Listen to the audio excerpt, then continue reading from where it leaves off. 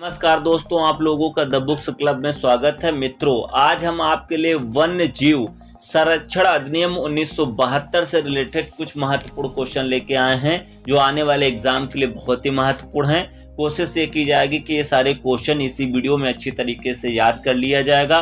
तो चलिए शुरुआत करते हैं। मुख्य वन्य जीव अभिरक्षक और अन्य अधिकारियों की नियुक्ति किस धारा के अंतर की जाती है? तो धारा 4 के अंतर की जाती है। मुख्य वन्य जीव अभिरक्षक और अन्य अधिकारियों की जो नियुक्ति है किस धारा के अंतर्गत की जाती है? तो धारा 4 के अंतर्गत की जाती है।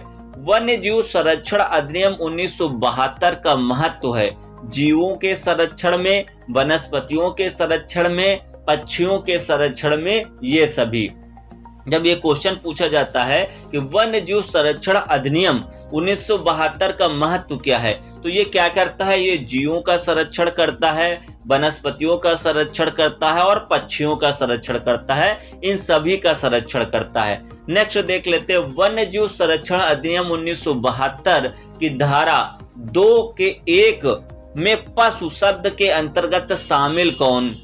वन्य जीव संरक्षण अधिनियम 1972 की धारा 2 के ब्रैकेट 1 में पशु शब्द के अंतर्गत शामिल है उभयचर पक्षी, स्तनधारी पक्षी, रेंगने वाले और उसके बच्चे और पक्षी रेंगने वाले के अंडे।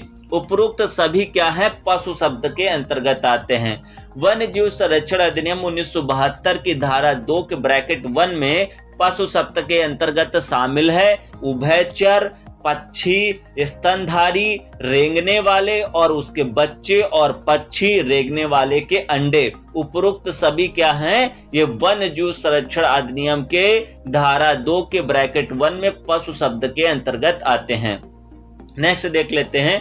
वन्य जीव संरक्षण अधिनियम 1972 की किस धारा के अंतर्गत वन्य जीव शरण स्थल में हथियार के साथ प्रवेश पर प्रतिबंध है?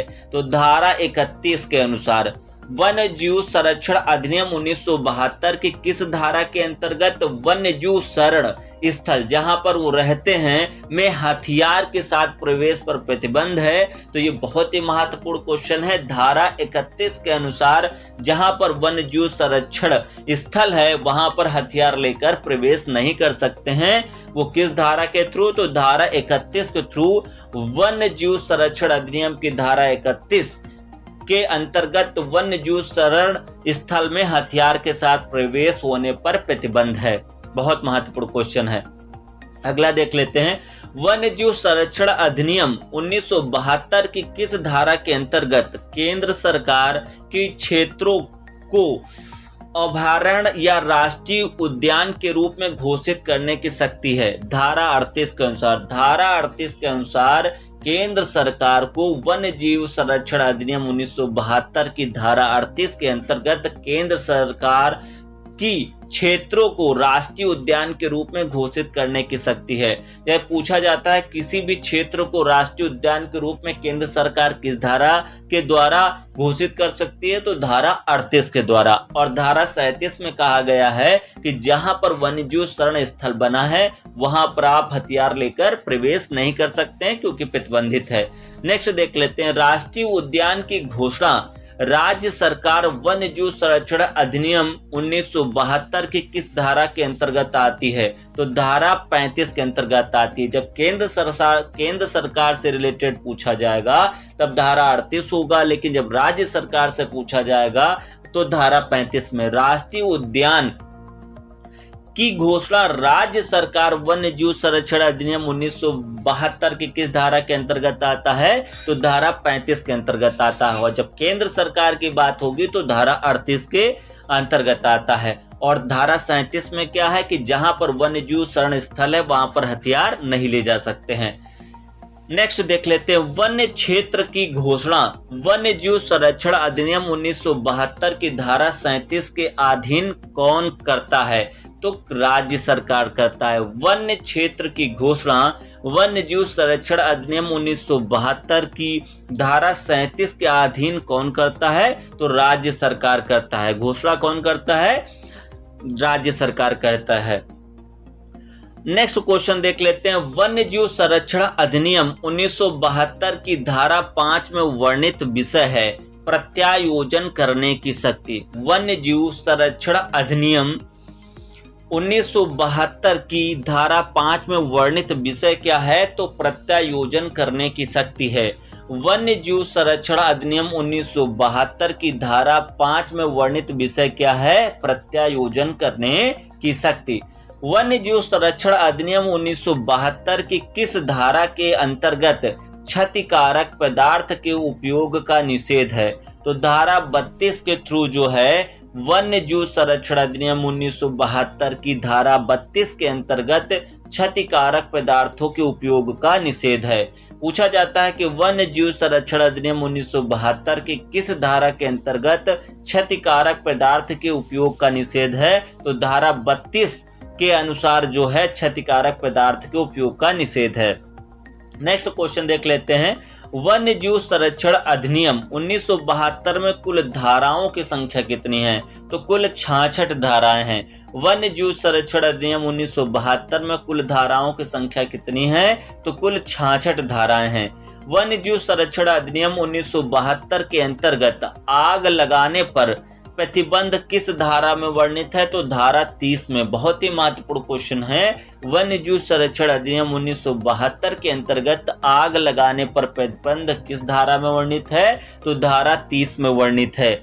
मुख्य जीव अभिरक्षक किस धारा के अंतर्गत वन्य पशुओं के आखेट की अनुमति दे सकता है?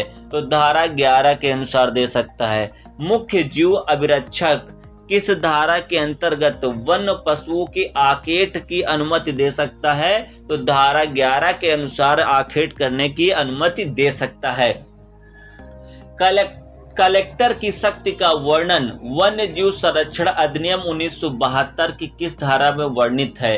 तो धारा 23 में है। यानी जो कलेक्टर यानी डीएम की शक्ति का वर्णन वन्य जीव संरक्षण अधिनियम 1972 की किस धारा में वर्णित है? तो धारा 23 में वर्णित है। वन्य जीव संरक्षण अधिनियम 1972 की किस धारा के अनुसार राज्य सरकार आरक्षित वन क्षेत्र के किस भाग को वन्य जीव शरण स्थल घोषित कर सकती है? तो धारा 18 के अनुसार। वन्य जीव संरक्षण अधिनियम 1972 की किस धारा के अनुसार राज्य सरकार आरक्षित वन क्षेत्र के किसी भाग को वन्य जीव शरण स्थल घोषित कर सकती है? तो वो धारा 18 के अनुसार कर सकती थी। वन्य जीव संरक्षण अधिनियम 1972 का लाभ है गलत अभिग्रहण के लिए दंड देने में। वन्य जीव संरक्षण अधिनियम 1972 का लाभ है गलत अभिग्रहण के लिए दंड देने में।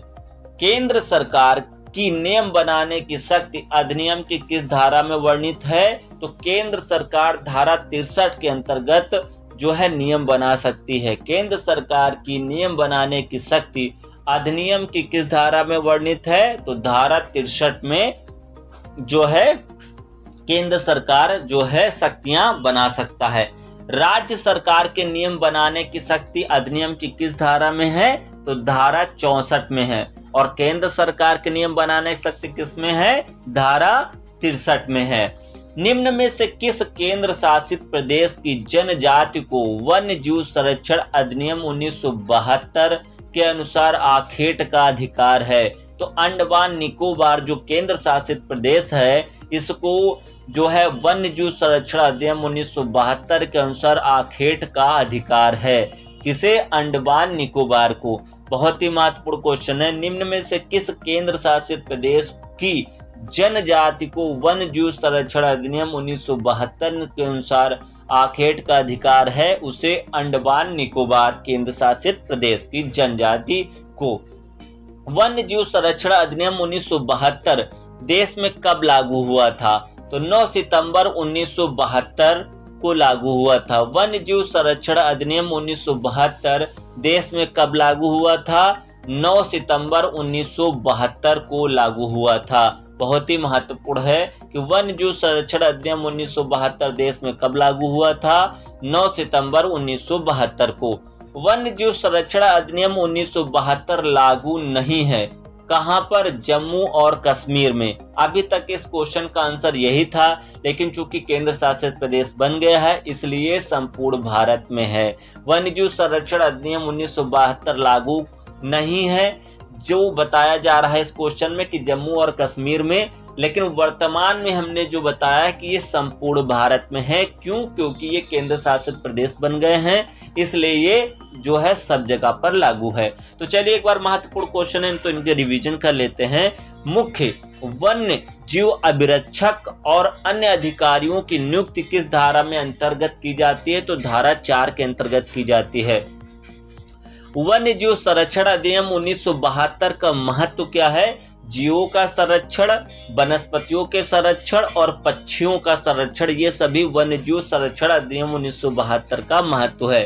वन्य जीव संरक्षण अधिनियम 1972 की धारा 2 का ब्रैकेट 1 में पशु शब्द के अंतर्गत कौन कौन आता है? उभयचर, पक्षी, स्तनधारी, रेंगने वाले और उसके बच्चे और पक्षी रेंगने वाले के अंडे, उपरोक्त सभी पशु शब्द के अंतर्गत आते हैं। वन्यजीव संरक्षण अधिनियम 1972 की किस धारा के अंतर्गत वन्यजीव शरण स्थल में हथियार के साथ प्रवेश करना प्रतिबंध है? तो धारा 31 के अनुसार। वन्यजीव संरक्षण अधिनियम 1972 की किस धारा के अंतर्गत केंद्र सरकार की क्षेत्रों को राष्ट्रीय उद्यान के रूप में घोषित करने की शक्ति है? तो धारा 38 के अनुसार। राष्ट्रीय उद्यान की घोषणा राज्य सरकार वन्यजीव संरक्षण अधिनियम 1972 की किस धारा के अंतर्गत है? तो धारा 35। वन क्षेत्र की घोषणा वन्यजीव संरक्षण अधिनियम 1972 की धारा 37 के अधीन कौन करता है? तो केंद्र राज्य सरकार करती है। देखिए इसमें तीनों में बहुत महत्वपूर्ण है। धारा 38 के अनुसार केंद्र सरकार करती है, धारा 35 के अनुसार राज्य सरकार करती है और धारा 37 के अनुसार वन क्षेत्र की घोषणा राज्य सरकार करती है।